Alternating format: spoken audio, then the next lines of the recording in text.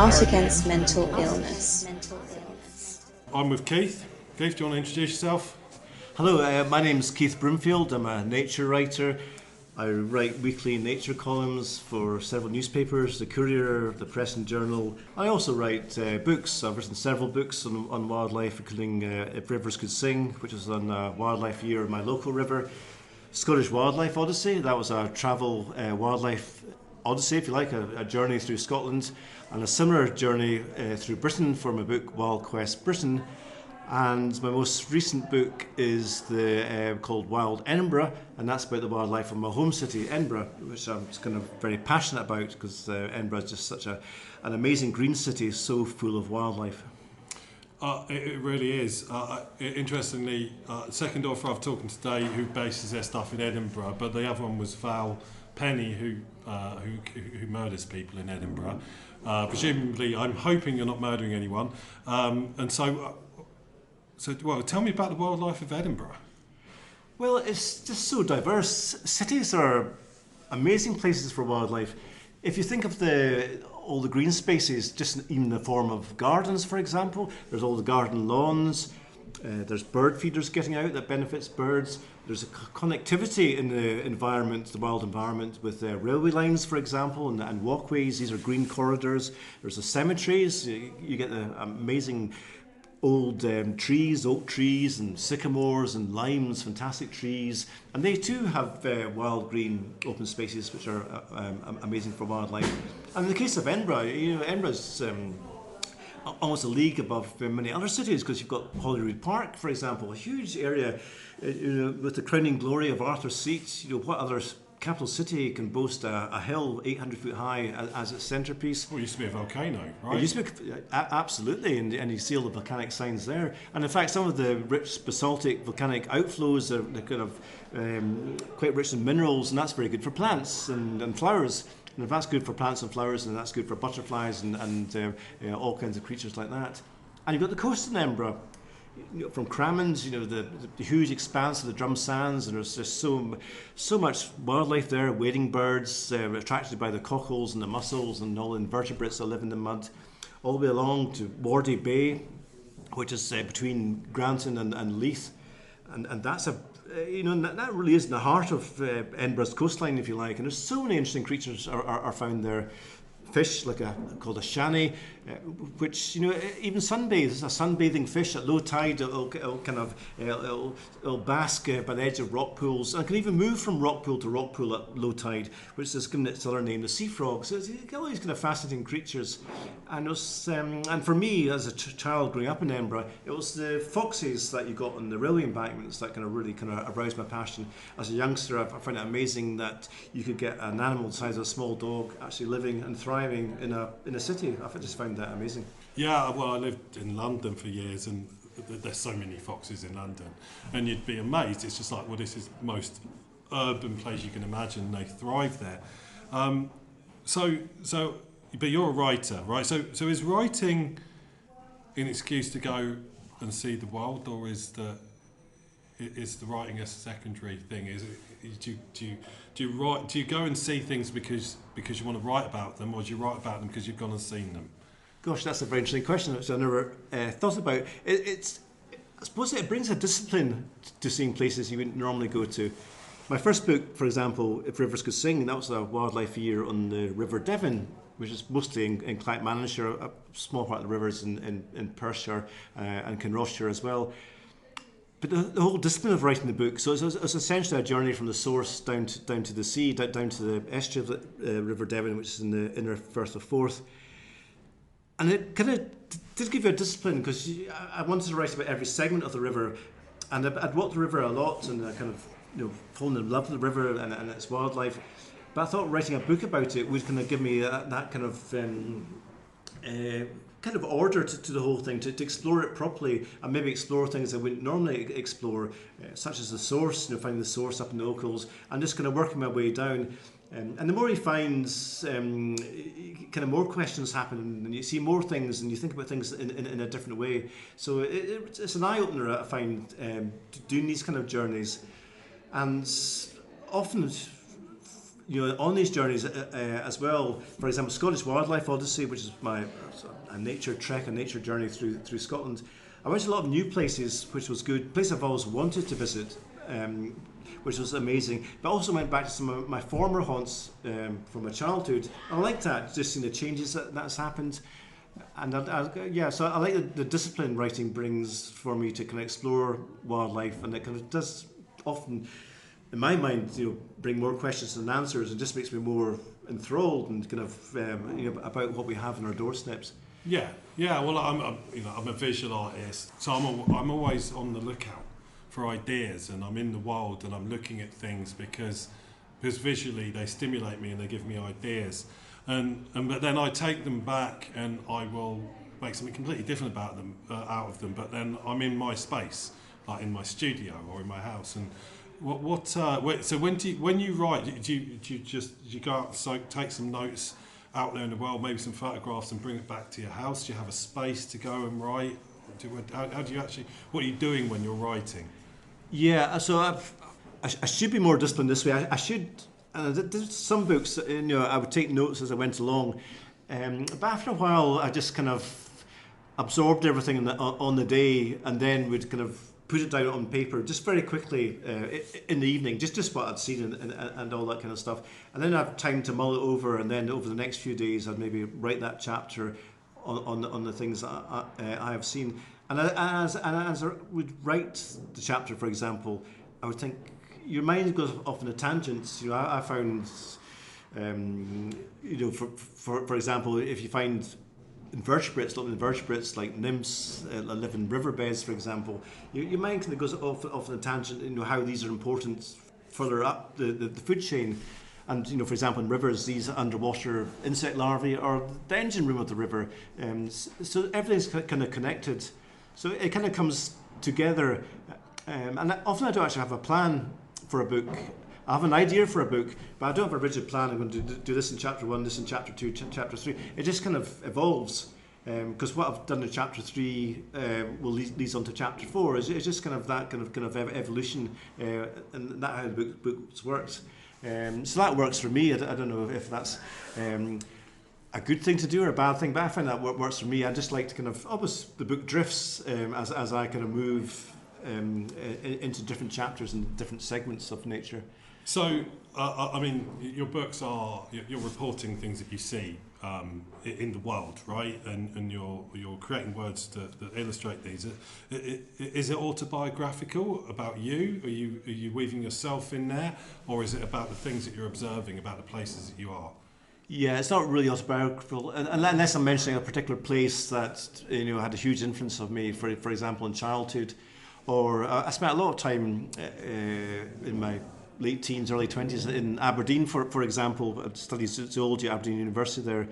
So there are places there that are really close to my heart, and I'll mention that in my writing. For example, in Aberdeenshire, there's a glen called Glen Dye, which is near Bankery, and it's kind of one for rolling hills of South Deeside. And I used to go out there a lot in my early 20s.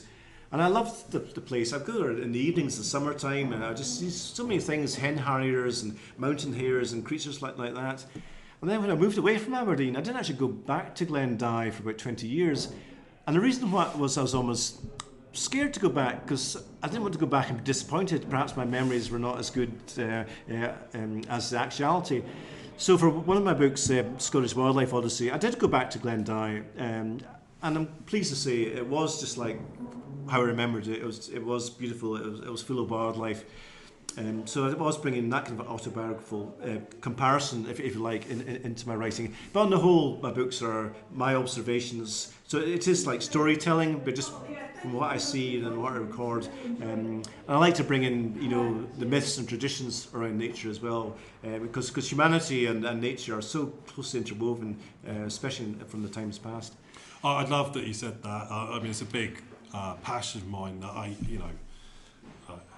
that we are not separate from the earth. We are not separate from nature. We are not above or distinct or beside. We can't live without it, right? And we are part of it. And I love being outside. I just love it. And a lot of my day job involves being in front of a computer, my hobby, making art, involves being in I can't do this outside. It doesn't really work. And so, but I take any opportunity I can get, and that's why I'm obviously I'm English, but I live in Scotland, and because you can just go out the door here and find something amazing. I can just go there. I'm 1 minute away. I'll find something amazing, an amazing view, something close to me, and no people. And so doing what you do, you must spend a lot of time. You're on your own a lot of the time outside. Do you take people with you? You got a dog? Yes, we do have a dog. My wife will come for me for walks a lot. Sometimes I go on my own, sometimes with friends. And I enjoy walking with friends because I enjoy pointing things out to them, and I hope they enjoy it as well. Well, I hope days off again. Yeah, I hope I'm not bored by going out with a wildlife geek.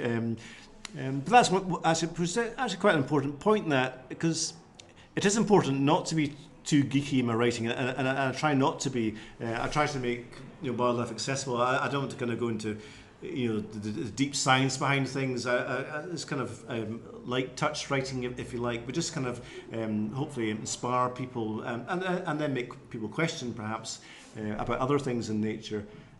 But certainly, talking about the tradition and the mythology surrounding nature, which goes back to the dawn of time, that is a very important thing to recognise. And obviously people in the past had a much closer empathy with nature than we do now, and would know which plants were suitable not just to eat but for medicines, for example, and things like that.